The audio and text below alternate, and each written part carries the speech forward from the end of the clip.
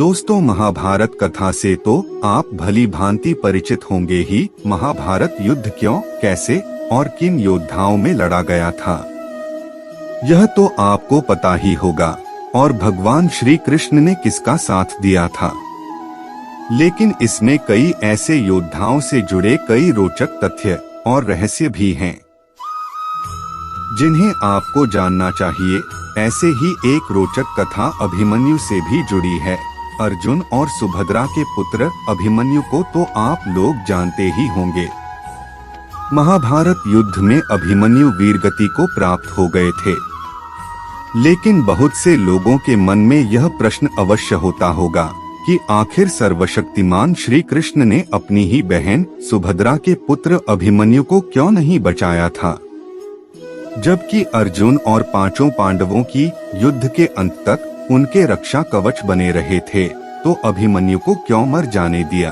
अगर चाहते तो लीलाधारी भगवान श्री कृष्ण अपने सुदर्शन चक्र भेज अभिमन्यु को चक्रव्यूह से बाहर ले आते और अभिमन्यु का वध नहीं हो पाता, परंतु श्री कृष्ण ने ऐसा नहीं किया।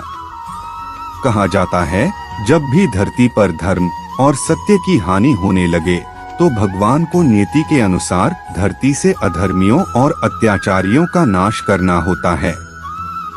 और इस उद्देश्य हेतु भगवान स्वयं धरती पर जन्म लेते हैं और उनके इस उद्देश्य में सहायता हेतु विभिन्न देवी देवताओं को भी अपने पुत्र को भेज या स्वयं जाकर धरती पर जन्म लेना होता है।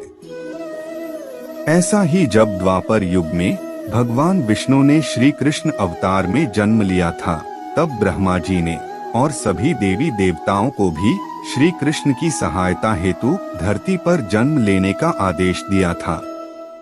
ब्रह्मा जी के इस आदेश का सभी देवी देवताओं ने स्वागत किया था, परंतु चंद्रमा ने इस आदेश का विरोध किया और अपने पुत्र वर्चा को पृथ्वी पर जन्म लेने से इनकार कर दिया। लेकिन जब सभी देवताओं ने मिलकर चंद्रमा को समझाया कि धर्म की रक्षा करना ही हम देवताओं का परम कर्तव्य और धर्म है, इसलिए हम सभी को ब्रह्मा जी का आदेश का पालन करना है, यह हमारा दायित्व और कर्तव्य भी है। चंद्रमा के इस शर्त के कारण ही अभिमन्यु को मरना पड़ा। सभी देवताओं के समझाने पर चंद्रमा मान तो गए, पर फिर भी उन्होंने एक शर्त भी रख दी कि यदि मेरा पुत्र धरती पर जन्म लेगा तो वह ज्यादा दिनों तक धरती पर नहीं रुकेगा और महाभारत युद्ध में अपना कार्य समाप्त होते ही वह मेरे पास लौट आएगा।